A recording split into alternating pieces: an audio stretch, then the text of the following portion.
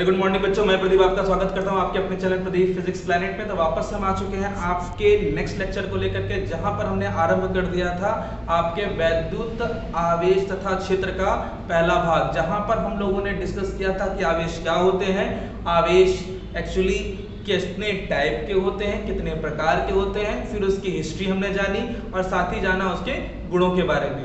अब ये तो बातें हो गई उनके गुणों के बारे में। आज हम बात ये करने वाले हैं कि आवेशों को कैसे कैसे हम उत्पन्न कर सकते हैं, आवेशन किसी पदार्थ पर हम करना चाहते हैं, चार्ज को ऑब्जर्व करना चाहते हैं, तो किन किन विधियों से हम आवेशों को देख सकते हैं। आज उस बातों पर भी हम लोग चर्चा करने वाले। तो आइए फटाफट देखेंगे आवेशन की विधियां। राइट, आवेशन की विधियां।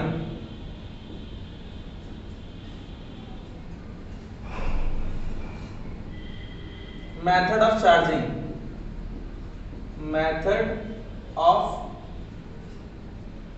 चार्जिंग। राइट, तो बच्चों ये एक अलग टॉपिक है, नो डाउट। आपको ये देखना है कि चार्ज को हम कैसे कैसे अनुभव करेंगे। उससे पहले मैं बता दूं, लास्ट टाइम मैंने आपको होमवर्क दे रखा था और होमवर्क ये था कि आवेश का मात्रक क्या होता है। तो आवेशों का मात्रक आपको पता होना चाहिए। आवेश का मात्रक होता है 1 कूलाम, मतलब या कूलाम आप कह सकते हो। कूलाम एक्चुअली मात्रक है किसका, आवेश का। कौन सी पद्धति में, एसआई पद्धति में। राइट, तो ये बता दूं कि जो लोगों ने लास्ट टाइम देखा होगा, लास्ट लेक्चर देखा होगा, नहीं देखा है तो देख लीजिएगा। मैंने बताया था कि आवेश का मात्रक एसआई पद्धति में कूलाम होता है, खासकर आपसे पूछा जाता है। और इसमें एक चीज और पूछी जाती है कि एक कूलाम की परिभाषा क्या होगी, वो हम बाद में चर्चा कर लेंगे, लेकिन आपको मात्रक पता होना चाहिए। दूसरी बात, इसका एक और मात्रक होता है किस पद्धति में, सीजीएस पद्धति में। तो मैं बता दूं कि सीजीएस पद्धति में इसका मात्रक होता है स्टैट कूलाम। राइट, क्या होता है, स्टैट कूलाम। स्टैट कूलाम ये है सीजीएस पद्धति में आवेश का मात्रक। मैं बता दूं आपको कि स्टैट कूलाम जरूर मात्रक है।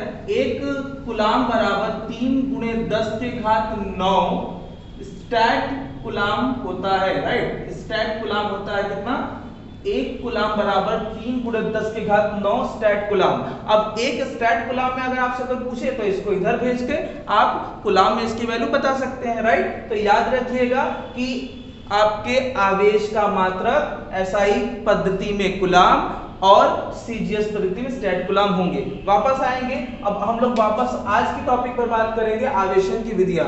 मैं बता दूं बच्चों कि आवेशन की मुख्य रूप से 3 विधियां होती है। इसकी मुख्य रूप से 3 विधियां होती है।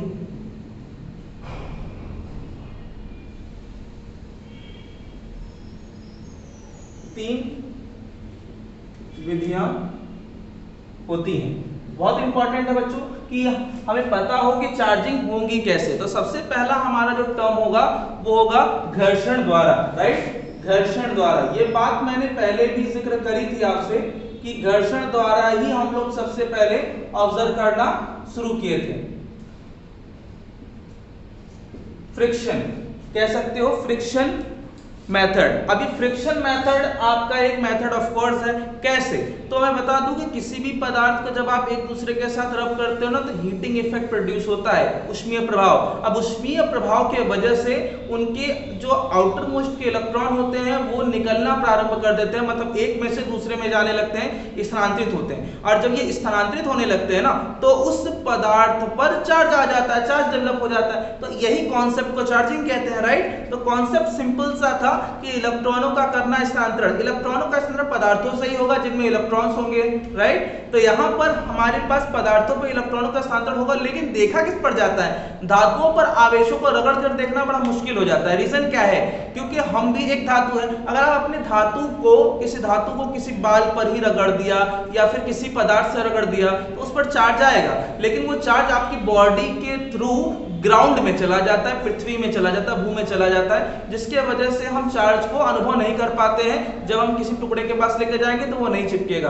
बट अगर मैं बात करूं किसी ऐसे पदार्थ की जो कि कुचालक है या अचालक है, तो कुचालक या अचालक पदार्थों में जब आप रगड़ते हो ना, तो उस पर चार्ज तो होते हैं, लेकिन चार्ज गति नहीं कर पाते, क्योंकि अधातुएं या फिर अचालक आवेशों को ले जा नहीं सकते, जिसके वजह से जो चार्ज उस पर होते हैं वो उसी पर रहते हैं और वो ग्राउंड नहीं हो पाते, पृथ्वी में नहीं जा पाते, जिसकी वजह से आप उसका अनुभव कर पाते हैं। मतलब सिंपल सा है कि पदार्थों को रगड़ने पर उस पदार्थ पर इलेक्ट्रॉनों का स्थानांतरण होता है और उस इलेक्ट्रॉनों के स्थानांतरण की वजह से पदार्थ पर आवेश आ जाते हैं। अब वो पदार्थ पर आवेश जो आप अनुभव करोगे वो मुख्य रूप से चालकों पर ना करके किस पर देखते हो, अचालकों पर, राइट। अचालक का मतलब क्या हो गया, कांच हो गया, लकड़ी हो गई, ये सब चीजें हो गई, इन पर आप अनुभव कर सकते हैं, राइट। तो ये कहानी हुई रगड़ने की। अब रगड़ने का भी एक बड़ा अलग सा कॉन्सेप्ट है, तो इसके लिए मैं बता दूं कि मेरे पास मान लीजिए जैसे मैंने अभी कुछ देर पहले ही बताया था कि अगर हम कॉम को मतलब कि प्लास्टिक की कंघी को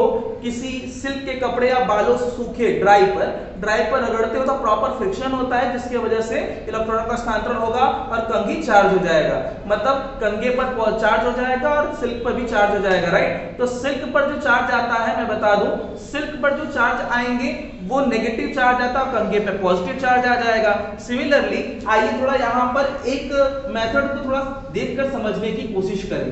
तो मेरे पास यहाँ पर दो अलग अलग मटेरियल के रॉड है, राइट। तो इनको हमने अभी नहीं रगड़ा है, लेकिन जब हम इन दोनों को आपस में रगड़ते हैं, लीजिए आपस में रगड़ दिया ऑन फ्रिक्शन, घर्षण की अवस्था में ऑन फ्रिक्शन, और ये क्या हो गया, बिफोर फ्रिक्शन, राइट। ये ऑन फ्रिक्शन हो गया। तो जब हमने आपस में इसको रगड़ दिया तो देखिए क्या हो गया, तो इस पर पॉजिटिव चार्ज आ गया, मतलब इलेक्ट्रॉन इसमें से मान लीजिए ट्रांसफर हुए होंगे इसमें, तो इलेक्ट्रॉन तो इसमें से गए, जहां से इलेक्ट्रॉन जाते हैं उन पर पॉजिटिव और जिन पर जाते हैं उन पर नेगेटिव चार्ज आ जाता है, मतलब ये दोनों चार्ज हो गए। याद रखिएगा कि चार्जिंग का कॉन्सेप्ट कुछ इस तरीके का होता है कि इस पर पहले चार्ज जीरो था, इस पर पहले चार्ज जीरो था, लेकिन जब चार्ज हुआ तो इस पर प्लस में जितना चार्ज आएगा उतना ही चार्ज इस पर नेगेटिव में आएगा, ताकि नेट चार्ज जो है वो हमेशा जीरो रहे, क्योंकि आवेश सदैव संरक्षित रहते हैं, मतलब कि इनको उत्पन्न तो किया नहीं जा सकता। नेट रूप से अभी भी आवेश इस पूरे पदार्थ पर शून्य ही रहेगा, बट इस पर पॉजिटिव इस पर नेगेटिव आ गया। याद रखिएगा जब दो उचित पदार्थों को, उचित कहने का मतलब ऐसा है कि जिन पर प्रॉपर फ्रिक्शन होता हो, तो जब दो उचित पदार्थों का आपस में फ्रिक्शन किया जाए, ये नहीं कि आप किसी से भी रगड़ दिए, प्रॉपर फ्रिक्शन होना चाहिए। मेक श्योर कि जब दो पदार्थ जिसमें प्रॉपर फ्रिक्शन होता हो तो प्रॉपर फ्रिक्शन की वजह से एक पदार्थ पर पॉजिटिव दूसरे पर नेगेटिव हो जाती है। अब मैं आपसे ये पूछूंगा कि आपको कैसे पता चलेगा कि पॉजिटिव आया कि नेगेटिव आया, इस पर चार्ज आया भी कि नहीं आया। तो मैंने ये बता भी दिया था आपको कि आवेशों का अध्ययन किससे होता है, आवेश आया या नहीं आया, ये बात हमें पता चली थी वैद्युतदर्शी से, इलेक्ट्रोस्कोपी से। और आवेश किस तरीके का है, पॉजिटिव या नेगेटिव, ये आइडिया भी हमें उसी सिस्टम से मिल जाता है, राइट। तो उसका भी एक आइडिया है, मैं आपको लास्ट में बता दूंगा कि किस तरीके से चेक करते हैं। तो आवेश की उपस्थिति, आवेश का नेचर, दोनों उससे पता चलता है। अब जहन में बात आती है कि कुछ पदार्थ, जैसे मैंने अभी बताया कंघी को बाल में रगड़ा, कंघी मतलब प्लास्टिक की कंघी को अगर हम ड्राई मतलब सूखे बाल पर रगड़ते हैं, सिल्क का होता है, बाल पे रगड़ते हैं, तो हमारा जो बाल है, मतलब कि हमारा जो रेशम, बाल तो रेशम ही होता है, तो बाल जो है वो हमारा नेगेटिवली चार्ज हो जाता है। नेगेटिवली चार्ज कहने का मतलब समझ ही रहो, नेगेटिव आवेश आ जाते हैं, जबकि कंघी पर पॉजिटिव चार्ज आ जाता है। ये बात हमें इलेक्ट्रोस्कोपी से पता चल गया। इस तरीके से एक पूरी सीरीज होती है जिससे हम बता सकते हैं कि किन पर कब कौन सा चार्ज आएगा। वैसे मैं बता दूं कि इसका एक फिक्स ऑर्डर होता है जिसको कहते हैं tribo electric substances. Tribo electric का मतलब होता है, ये इफेक्ट होता है एक तरीका जिसमें पता चलता है कि कौन सा पॉजिटिव चार्ज या किस पर पॉजिटिव चार्ज आएगा और किस पर नेगेटिव चार्ज आने के चांसेस है और किस पर चार्ज आने के कोई चांसेस नहीं है। ये आप यहाँ पर देख लेंगे, यहाँ पर दिया गया है कुछ इफेक्ट, जिस इफेक्ट से आपको पता चलेगा कि किस पर पॉजिटिव कब और किस पर नेगेटिव कब आएगा। ये कुछ आपको आइडिया होना चाहिए ताकि आगे आपको थोड़ा सहूलियत हो जाए। तो अब ये आपने सुन लिया कि जब हम दो पदार्थों को रब करते हैं तो इसको लिखेंगे कैसे। जब दो उचित पदार्थों को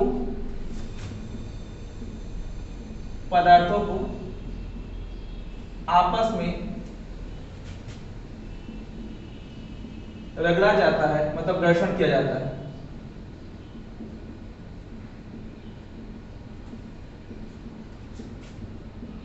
घर्षण किया जाता है, तब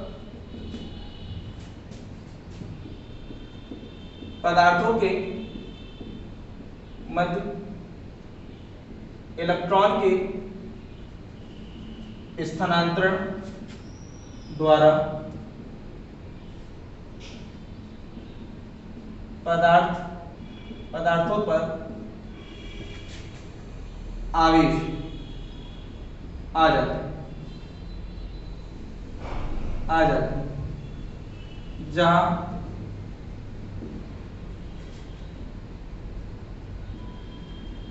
पदार्थों पर धनावेश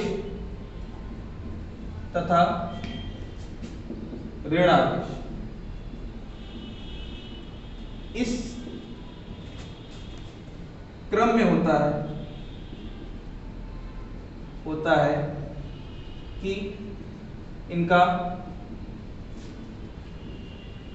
नेट परिमाण शून्य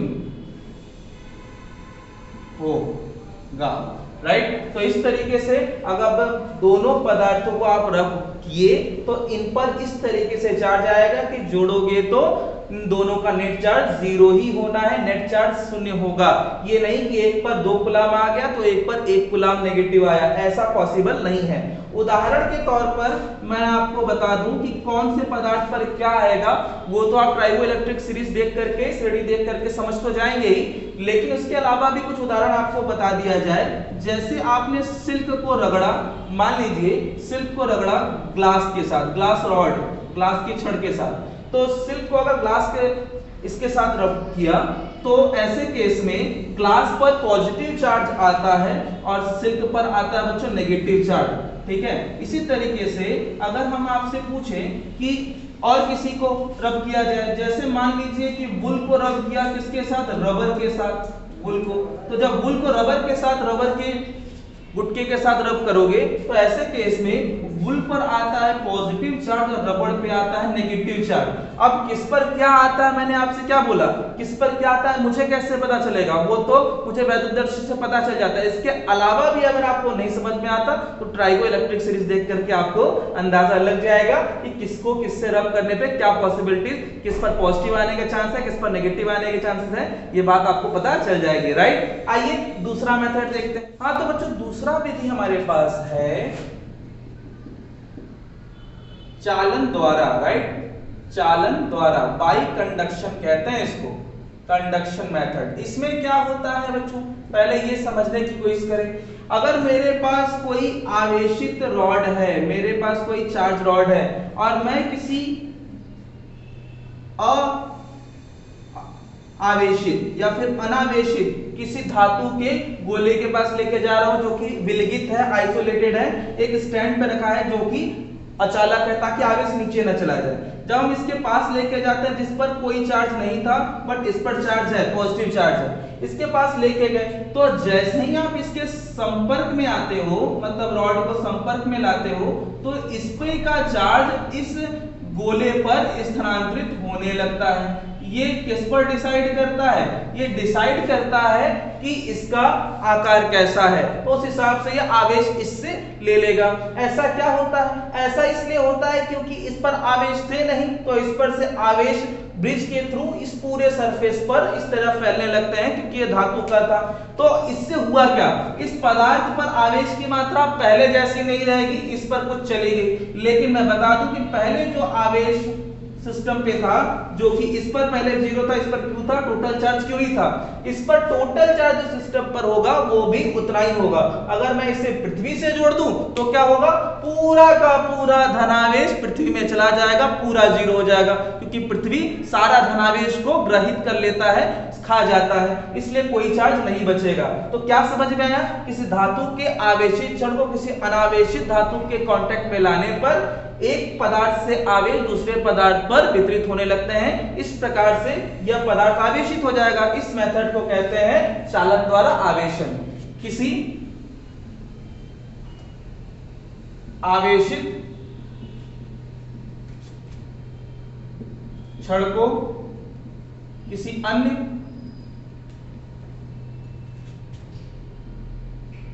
अनावेशित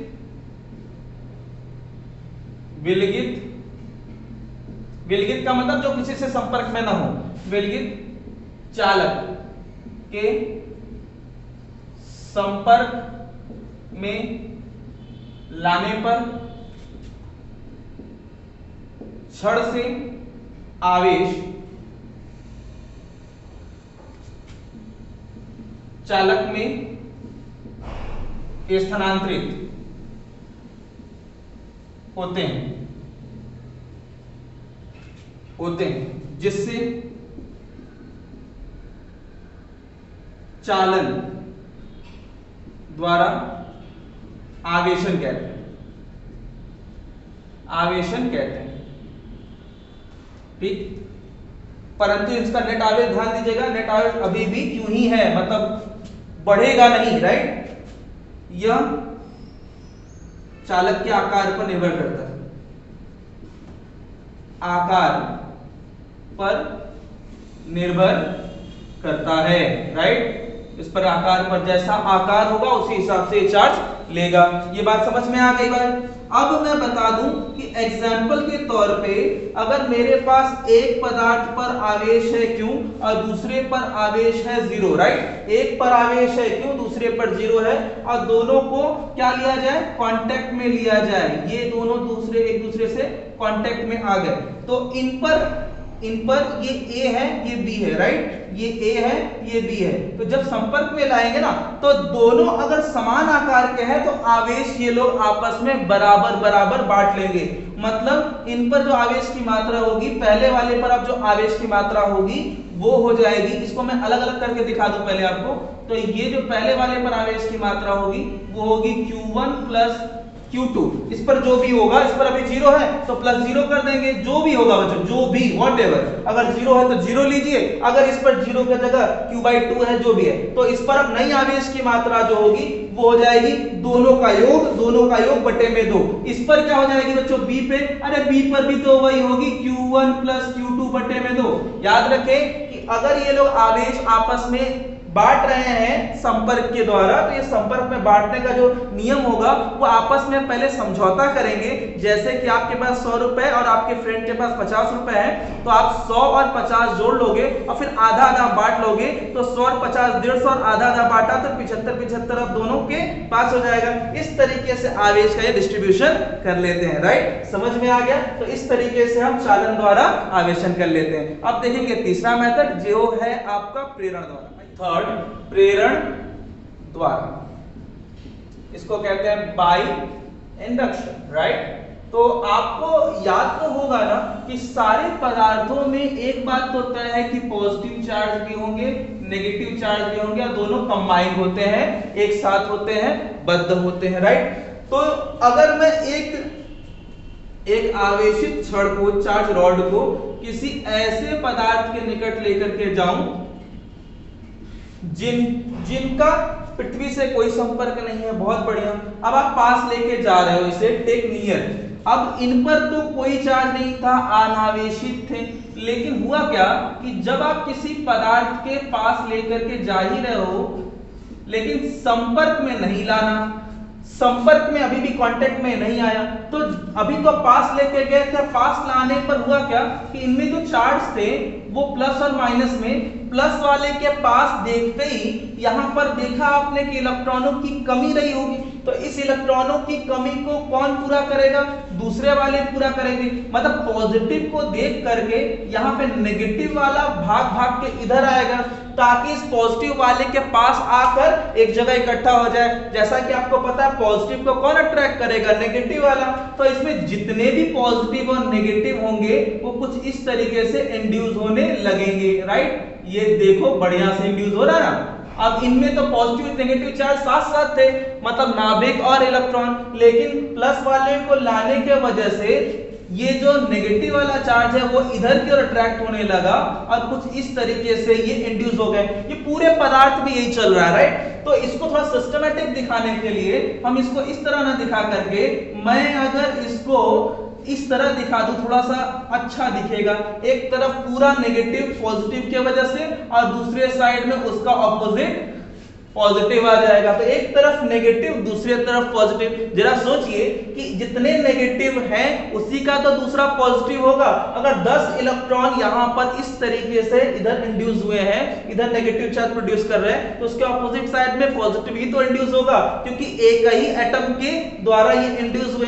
तो बिना संपर्क के अगर किसी पदार्थ में एक तरफ नेगेटिव एक तरफ पॉजिटिव आ जाता है तो इस प्रक्रिया को हम कहते हैं प्रेरण द्वारा आवेशन। प्रेरण में होता है क्या, संपर्क नहीं होता लेकिन आवेशन हो जाता है। मैं बता दूं कि इस पर पहले चार्ज था, क्यों, इस पर चार्ज नहीं था, इस पर अभी भी चार्ज क्यों है, बट इस पर एक तरफ पॉजिटिव चार्ज एक तरफ नेगेटिव चार्ज आया है, but in such a manner that अगर हम इस पूरे सिस्टम की बात करें तो इस पूरे सिस्टम पे अभी भी नेट आवेश शून्य ही है, राइट। तो इस तरीके से आपने आवेशन कर लिया। यदि किसी आवेशित क्षण को अनावेशित विलगित निकाय, निकाय कैसा होगा, ऑफ कोर्स धातु ही है वो, ठीक है, निकाय के निकट लाया जाए तब निकाय के पृष्ठ पर विपरीत आवेश आ जाते हैं, जिससे निकाय का दोनों पृष्ठ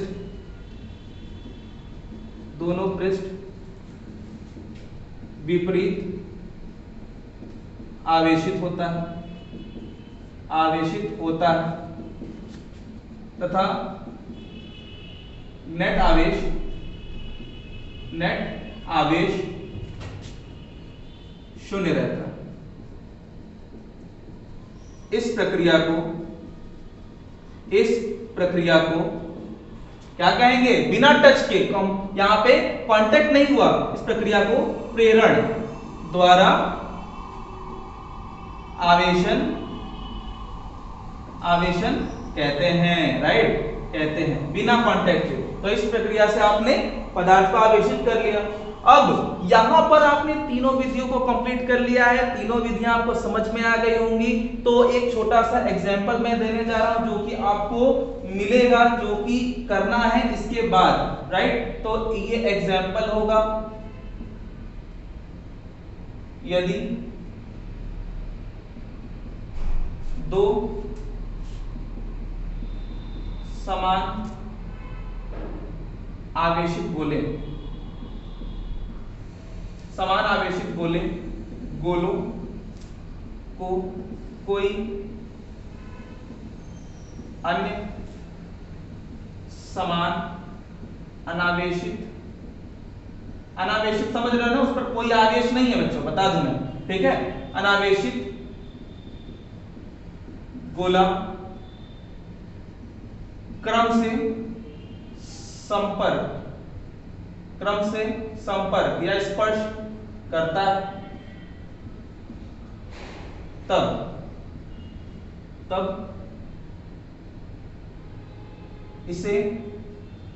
तब तीनों गोलों पर आवेश क्या होंगे। मैं बता दूं कि क्वेश्चन सिंपल है, आपकी थोड़ी जानकारी के लिए संकेत दे देता हूं कि आपको करना कैसे है। इसमें एक संकेत दिया जा रहा है कि दोनों गोलों को आप मान लीजिएगा, पहले वाले गोले को ए मान लीजिएगा, दूसरे वाले गोले को बी मान लीजिएगा, तीसरा वाला जो है वो सी। इस पर आवेश क्यों होगा, इस पर आवेश क्यों होगा, इस पर आवेश 0 होगा।